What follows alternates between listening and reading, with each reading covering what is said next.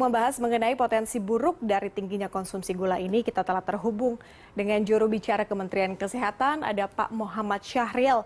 Pak Syahril, tadi saya sudah paparkan beberapa data sebetulnya ya. Kalau melihat data BPS, sebenarnya konsumsi gula rata-rata masyarakat Indonesia ini di bawah anjuran dari Kementerian Kesehatan.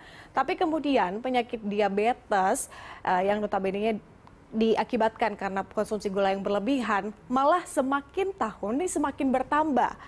Ini bagaimana menggambarkan atau memberikan penjelasan terkait dengan hal ini, Pak? Terima kasih, Mbak Patricia. Selamat siang. Jadi data itu dimungkinkan sekali karena memang adanya suatu kemajuan kita di mana kita melakukan screening maupun diagnosis yang lebih baik dibanding tahun-tahun sebelumnya. Sehingga kita akan mendapatkan data yang lebih real, lebih akurat sampai ke tingkat bawah.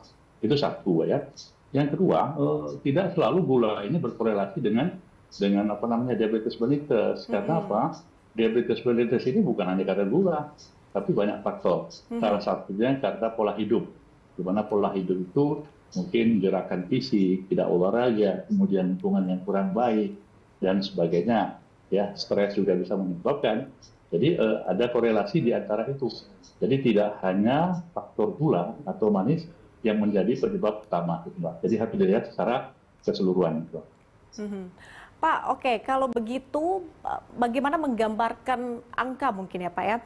Terakhir kami punya data sampai tahun 2021 jumlah penderita diabetesnya ada 19,47 juta orang. Dari tahun 2021 mungkin sampai tahun 2023 pertengahan tahun ini, setinggi apa sih Pak kemudian kenaikan jumlah penderita diabetes di Indonesia saat ini?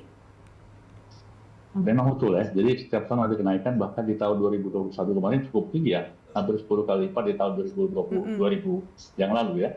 Nah ini seperti sekali lagi kami sampaikan, memang faktor gula atau pemanis ini menjadi bagian juga yang menyebabkan diabetes mellitus. Makanya mungkin pada saat ini kita lebih bahas fokus kepada konsumsi gula ya. Walaupun di lain faktor, terutama faktor fisik, gerakan fisik, olahraga, ya, dan faktor penyakit yang lain perlu juga diseimbangkan agar tidak terjadi diabetes mellitus itu. Nah khusus kenaikan gula tadi, memang betul ya konsumsi gula kita di bawah 50 gram per hari ya, tetapi ini kan diiringi dengan jumlah penduduk kita, di mana kita kan nomor 5 atau 6 ya, nah, banyaknya penyakit diabetes yang ada di dunia. Nah ini menjadi penting ya, karena gula ini memang faktor dominan juga yang harus dikendalikan oleh kita semua, di mana yang pertama adalah faktor bagaimana pemerintah mengatur kondisi ini. Yang pertama melalui impres ya, di mana kita harus melakukan gerakan hidup sehat ya atau germas. Yang kedua, nah ini ada yang penting ya, transformasi layanan kesehatan primer yang digerakkan oleh Kementerian Kesehatan. Ini adalah upaya untuk menekan salah satu adalah penyakit diabetes mellitus. Jadi diabetes mellitus ini adalah penyakit yang bisa kita cek di hulunya. Jadi dengan preventif, dengan promosi yang baik, maka edukasi kepada masyarakat itu sangat penting, sehingga masyarakat tahu bahayanya mengkonsumsi gula yang berlebihan dan terus-menerus, terutama pada anak ya. Yang kedua, tahu bahayanya penyakit gula ini di kemudian hari. Nah, kalau kita melihat di data yang ada, masih banyak masyarakat yang belum begitu paham tentang apa sih bahayanya diabetes mellitus ini bagi tubuh atau penyakit kita yang akan datang. Nah ini sangat penting. Kemudian satu upaya lagi yang sudah kita lakukan adalah bagaimana pemerintah melakukan pengaturan regulasi di dalam kemasan siap saji maupun panganan-panganan yang memang setiap saat bisa dibeli oleh masyarakat itu. Di labelingnya dicantumkan itu berapa gula, kemudian natrium atau garamnya dan juga lemak ya harus dicantumkan, karena ketiga komposisi ini juga berperan penting terhadap penyakit diabetes maupun penyakit yang lain. Oke. Ini yang memang harus saya tanyakan Pak, karena memang yang korelasi paling dekatnya adalah terkait dengan gula ini, konsumsi gula ini. Jadi saya perlu menekankan itu kepada Pak Syahril. Tapi kalau melihat atau menggambarkan mungkin Pak ya, tantangan yang dihadapi oleh pemerintah dalam hal memberikan edukasi kepada masyarakat terkait dengan konsumsi gula ini maupun juga penyakit diabetes, apa saja sih Pak?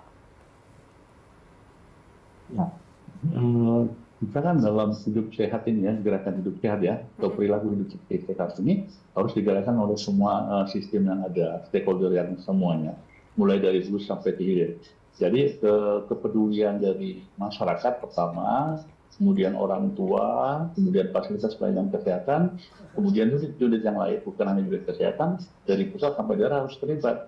Bagaimana kita melakukan promosi maupun pencegahan kepada masyarakat kita agar tidak jatuh ke dalam penyakit, salah satu adalah diabetes mellitus yang bisa dicegah dengan melakukan promosi sekaligus screening. Nah, ini sebagai informasi Pak ya, kita sudah membuat program bagaimana diabetes mellitus ini menjadi bagian screening yang dilakukan di tingkat hulu, di posyandu dan puskesmas, yaitu dengan melakukan pemeriksaan gula darah. Nah, dengan gula darah suatu itu dapat kita melakukan suatu screening di mana orang lain berpotensi. Yang kedua, memang tantangan yang terbesar kita adalah bagaimana masyarakat juga bisa melakukan bijak ya di dalam memakan atau mengkonsumsi yang berpotensi ada gula di dalam makanan tersebut ya. Apalagi saat ini kan anak-anak terutama kalau nggak ada pemanis mungkin tidak doyan makan. Begitu pun kita kalau saat ini musim musim digitalisasi ini kita memesan bungkus itu juga kadang-kadang melihat.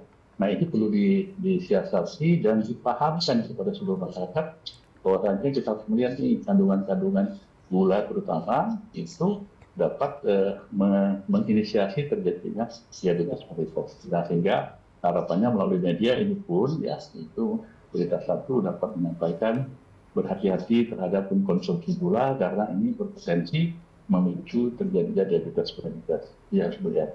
Baik, kita tentunya harapkan bahwa masyarakat akan lebih paham, mengerti, kemudian mengedukasi diri terkait dengan konsumsi gula ini. Terima kasih juru bicara Kementerian Kesehatan Muhammad Syahril sudah bergabung di Berita Satu Siang. Selamat siang, Pak